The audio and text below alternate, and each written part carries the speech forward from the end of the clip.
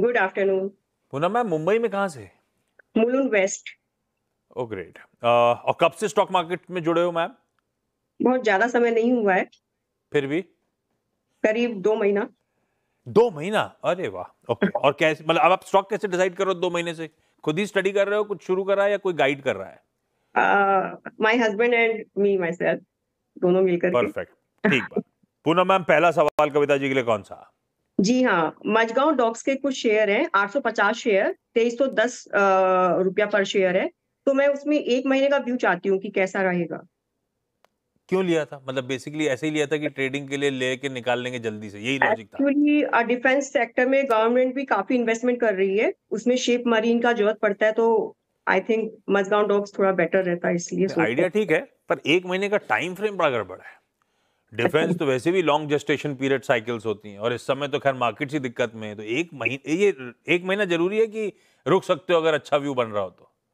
हाँ, रुक सकते हैं यदि अच्छा व्यू है तो। हाँ, क्योंकि 1 महीना तो बिल्कुल ही गड़बड़ हो जाएगा। इस समय तो किसी को यही नहीं पता आज दोपहर में मार्केट का क्या हाल होगा, तो अभी तो पेन पीरियड है। खैर, मजगांव डॉक स्क्रीन पर लग रही है डॉक्टर साहब। मैम की खरीद है 2310 की, या 2170 2180 के आसपास कामकाज करता हुआ है, तो लार्जली कंसोलिडेट कर रहा है। अच्छी बात है कि गिरा नहीं है, पर चलेगा नहीं चलेगा ये कविता जी बताएंगी। कविता जी, मजगांव डॉक। तो या Ashish ji, as like ma'am said, अगर 1 महीने का व्यू है तो आई विल से कि आपको बिल्कुल स्टॉप लॉस मेंटेन करना चाहिए आपकी पोजीशन पर, जो कि 2110 का होगा। बट सिंस काउंटर ऑलरेडी काफी गिरा है और अभी कंसोलिडेशन मोड में है, मुझे लगता है नजरिया थोड़ा सा आपको लंबा रखना चाहिए। और जब तक काउंटर 1990 के लेवल के ऊपर रहता है, जो कि एक सपोर्ट जोन है, वहां से एक बाउंस बैक की उम्मीद की जा सकती है। तो नजरिया थोड़ा लंबा रखें और इन दैट केस होल्ड करिए अपनी पोजीशन को 1990 के स्टॉप लॉस के साथ। और अगर 1 महीने का ही आपका व्यू है तो आई से कि आप 2110 के स्टॉप लॉस को मेंटेन करें। स्टॉप लॉस तो इधर वेज लगाइए लगाइए। डिफेंस में आपने लॉजिक जो समझाया वो तो 1 महीने वाला व्यू नहीं है, आपने तो डिफेंस की स्टोरी पे बेट किया है, तो उस लिहाज से देखिएगा व्यू। कविता जी ने तो आइडिया दे दिया आपको करना क्या है। रंजना मैम के पास जाया जाए, गुवाहाटी। रंजना सेठिया जी जुड़ती हुई। रंजना मैम नमस्ते, गुड आफ्टरनून। रंजना नमस्ते, good afternoon ma'am. Ranjana ma'am, कितने टाइम से आप स्टॉक मार्केट में हो? मैं अभी साल भर से हूँ सर। साल भर से? कैसा चल रहा है? ठीक है, अप डाउन चलते रहता है सर। अब भी है कुछ, मतलब है ना? हाँ? अभी भी कुछ अप है? अभी तो कुछ नहीं है, सब डाउन। हाँ, तो भाई अप डाउन कैसे? अभी सब डाउन डाउन है, अभी तो किसी का कुछ नहीं बचा है। रंजना मैम, पहला सवाल कौन सा? अच्छा, मुझे पूछना था, BEL है 65 शेयर है @307, तो क्या करना चाहिए इसके लिए? लॉन्ग टर्म है, और इसके बाद एंटेरियो है जो IPO आया था मेरा, तो मैंने कुछ तो उसे बेच दिया, रखे 27 शेयर रखी थी। पहले BEL पे उतरता हूँ। भारत इलेक्ट्रॉनिक्स आपने कहा, हाँ, खरीद का भाव है 307, 307, 251 पे चल रहा है, लॉन्ग टर्म के लिहाज से लिया हुआ है। कविता जी, क्या करा जाए? है तो निफ्टी 50 का हिस्सा दायरे में, लेकिन ये अपने लोअर एंड को चैलेंज कर रहा है बार बार। मामला गड़बड़ा तो नहीं जाएगा कविता मैम? क्या करना चाहिए BEL में? तो आशीष जी, BEL अगर नजरिया लंबा है तो काउंटर 250 240 के लेवल पर है। टेक्निकली क्योंकि मार्केट नीचे आ रहा है और ऑल्दो ऑर्डर बुक काफी साउंड है और फंडामेंटली स्ट्रॉन्ग काउंटर है, मुझे लगता है बने रहना चाहिए अपनी पोजीशन पर। और अगर नजरिया छोटा है तो फिर आप स्ट्रिक्ट स्टॉप लॉस मेंटेन करें 240 का। लंबा नजरिया है तो मुझे लगता है अंटिल काउंटर 220 के ऊपर मेंटेन है, पॉसिबिलिटी है कि हम वहां से दोबारा बाउंस बैक आते हुए देखें, तो ये स्टॉप लॉसेस को मेंटेन कीजिए। स्टॉक अच्छा है, सही कह रहे हैं। 220 के जब तक ऊपर है घबराने की जरूरत नहीं है वैसे ज्यादा, होपफुली बाउंस कर जाएगा। होल्ड करेंगे मैम भारत इलेक्ट्रॉनिक्स BEL को। हरियाणा सिरसा से शलाखा पांडे जी। शलाखा मैम नमस्ते, गुड आफ्टरनून। शलाखा मैम, शलाखा मैम, कैसे स्टॉक चुन रहे हो आप? खुद ही डिसाइड कर रहे हो या आपको भी कोई गाइड कर रहा है, मदद कर रहा है, किसी के साथ मिलकर कर रहे हो? सर मैं CNBC ही देखती हूँ। तो ये कविता जी, गाबा जी, सतपुदे जी जो कहते हैं वो ले लेते हो, ऐसा है क्या? हाँ जी। तो दिन भर में तो ये लोग बहुत सारे पिक दे देते हैं, फिर कैसे डिसाइड करते हो क्या लेना है क्या नहीं लेना? सर जो ये बताते हैं ना सर, वही लेते हैं, उसमें से कुछ ऐसे स्टॉक है जो फंस गए हैं और मतलब कंटिन्यू डेली देखती तो मैं हूँ इनको मतलब 3:30 बजे तक। अरे वाह। हाँ, शलाका मैम, पहला सवाल कौन सा? Yes sir. पहला सर सवाल। दी शिप है 1465 के रेंज में 100 शेयर है सर। और सर हुडको लिया हुआ है 200। एक एक करके चलते हैं, नहीं तो कंफ्यूजन आएगा। जी शिपिंग आपने 1465 पे खरीदा हुआ है? हाँ जी। तो यार अपने चैनल पे किसी ने बोला होगा ट्रेडिंग वेडिंग के लिए, वैसे तो जी शिपिंग शायद ही बोला हो तो स्टॉप लॉस लगाने को बोला होगा, वो नहीं लगाया क्या? No sir. तो फॉलो करना है तो पूरा ढंग से फॉलो करना है मैम। ये देखिए क्या गड़बड़ हो गया है। 500-600 रुपए। हाँ, मैं स्टार्टिंग में ले ली थी, मैं 1 साल से कर रही हूँ ट्रेडिंग, तो फिर उतना मेरे को नॉलेज नहीं था। चलिए ठीक है, लेकिन 600 रुपए का पर शेयर लॉस हो रहा है। कविता जी, जी शिपिंग क्या करा जाए भाई? तो मुझे लगता है आशीष जी ने अगर बाइंग की है और अगर हम में से किसी को भी फॉलो कर रहे हैं तो पर्सपेक्टिव समझना बहुत जरूरी है कि आपको जो कॉल दी जा रही है वो किस समय सीमा के लिए दी जा रही है और स्टॉप लॉसेस क्या दिए जा रहे हैं।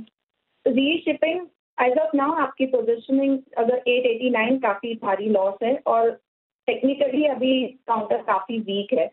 मुझे लगता है पोजीशनिंग में फिर कोई होप मुझे नहीं लगता अंटिल काउंटर 925 को दोबारा रीगेन करे। तो एग्जिस्टिंग पोजीशन से आप चाहे तो इन्हीं लेवल पर एग्जिट ले सकती हैं या स्टॉप लॉस मेंटेन करें क्योंकि काफी नीचे गिरा है, पेनफुल होगा यहाँ पर निकलना। 850 का स्टॉप लॉस मेंटेन करें अपनी पोजीशन पर और बेहतर काउंटर में अपनी पोजीशनिंग करने की कोशिश करें। बेहतर काउंटर, कोई ट्रेडिंग के लिए बढ़िया आइडिया होगा तो कविता जी से थोड़ी देर में पूछूंगा, समय रहा तो। रंजना जी के पास वापस जा रहा हूँ। रंजना मैम, Hyundai लिया हुआ है कि लेने का मन बना रहे हो आप? आईपीओ के जो आया है सर वही है। आईपीओ मतलब हो गया 1960 का भाव पे। हाँ सर। तब से वो भाव ही नहीं देखने को मिला है ना। लिस्टिंग के दिन 1-2-5 रुपए ऊपर गया था, उसके बाद से तो कभी उसके भाव बाद ही नहीं मिला है। कविता जी, फंडामेंटली तो सबको पसंद आता है, पर खैर इनकी भी गलती नहीं है तो फंडामेंटली स्ट्रांग कंपनी, ये तो शक नहीं है। पर समय जब से लिस्ट हुआ है, समय भी टफ हो गया स्टॉक मार्केट के लिए। आईपीओ इन्वेस्टर क्या करे, बैठा रहे अभी क्या स्टॉक में? अरे रंजना जी मैम, लिया आपने लिस्टिंग गेन के लिए था कि सोचा था रखूंगी? नहीं, लॉन्ग टर्म के लिए सोचा था सर, कंपनी अच्छी है बोल के ये कंपनी सोचा तो अच्छी है, एक्चुअली अच्छी है, अब वो टाइम गड़बड़ है। कविता मैम, क्या करा जाए? आपका व्यू क्या होगा आईपीओ इन्वेस्टर के लिए? कि आपने आईपीओ इन्वेस्टमेंट किया है और नजरिया लंबा है तो मुझे लगता है as like fundamentally strong counter है, बट आपके आईपीओ प्राइस लेवल पर और टेक्निकली अगर ये लेवल टूटते हैं तो पेन थोड़ा और बढ़ता हुआ दिखता है। मुझे लगता है अगर आप लंबा नजरिया रख रही हैं तो मेंटेन करें, स्टॉप लॉस फिर भी मेंटेन करना चाहिए आपको अपनी पोजीशनिंग पर। मुझे लॉन्गर टाइम फ्रेम पर जो स्टॉप लॉस दिखता है वो दिखता है 1750 का। अगर वो लेवल टूटते हैं तो शायद और बेहतर रेट आपको नीचे की तरफ मिल जाएगा जहां आप लॉन्ग टर्म के लिए दोबारा इसे रीगेन कर सकते हैं। तो मेंटेन करें 1750 के एसएल को। पूनम मैम, अगला सवाल मझगांव डॉक के बाद कहाँ चले गए थे आप?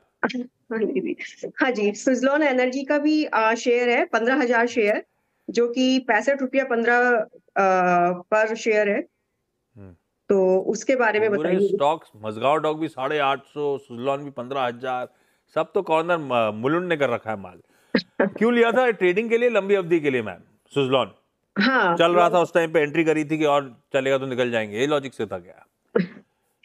नहीं, हाँ, एक नहीं साल का कंपनी, में देख रहे हैं, इसमें लॉन्ग टर्म का देख रहे हाँ हैं। नहीं, चीजें तो सुधरी हैं, सुजलॉन को लेकर चीजें सुधरी हैं, पर कविता जी दिक्कत ये हो गई थी, पूरा गांव चढ़ गया था। मतलब बेसिकली हर आदमी के पास सुजलॉन सुजलॉन सुजलॉन था। अब वो मामला ठंडा पड़े चल जा रहा है स्टॉक का। क्या करें मैम? अब 65 वाला 13 रुपए नीचे चल रहा है। तो Suzlon as you rightly said काफी लोगों ने एंट्री किया, लेकिन टेक्निकली चार्ट पर कभी भी मुझे कोई बहुत अच्छा बड़ा बाउंस बैक एज सच नहीं दिखा जो लॉन्गर टर्म टाइम फ्रेम पर इस ट्रेंड को चेंज किया हो। अभी भी अगर आप देखें तो पोजीशनिंग ट्रेंड जो है वो नेगेटिव ही है काउंटर पर। हॉरिजॉन्टल सपोर्ट काउंटर पर जरूर आते हुए दिख रहा है, मुझे लगता है वही आपको एक स्टॉप लॉस मेंटेन करना चाहिए and that horizontal support is at near 49 के लेवल पर और वहीं 100 वेमा भी है। मुझे लगता है ये लेवल को ये डिफेंड करता है तो दोबारा आपके प्राइस का जो प्राइस लेवल है बाइंग प्राइस उस तरफ ही आता हुआ दिख सकता है। स्टॉप लॉस मेंटेन करें अपने पोजीशन को 49 का। शलाका मैम, आज का आखिरी सवाल। सर हुडको है 234 रुपीज पे 1075 शेयर। 1075, 234 पे, Yes, 185 पे था, 184 पे खड़ा है। वैसे फंडामेंटली कविता जी ये सबको पसंद आता है भी इंटरेस्टिंग कंस्ट्रक्शन हाउसिंग का प्ले, पर ये क्या है, गवर्नमेंट केपेक्स पे डिपेंडेंट, वो मामला ठंडा पड़ रहा है, स्टॉक भी पिट रहा है। क्या करना चाहिए किसी को हटको में? हटको as you rightly said, as of now हम भी होप किए थे, लेकिन आफ्टर बजट भी इसमें कोई ओवरऑल मार्केट प्रेशर में काउंटर भी नीचे आया है और कुछ बाउंस बैक नहीं दिखा। मुझे करंट पोजिशनिंग और अगर ली भी है तो स्टॉप लॉसेस आते हुए दिखते हैं 179 के। अगर वो लेवल टूटता है तो फिर पेन बढ़ता हुआ दिखेगा। काफी नियर टू दैट है 183 to 179 के स्टॉप लॉस को होल्ड करना चाहिए मैम को, सिंस स्ट्रॉन्ग है कंपनी फंडामेंटल पार्ट पर।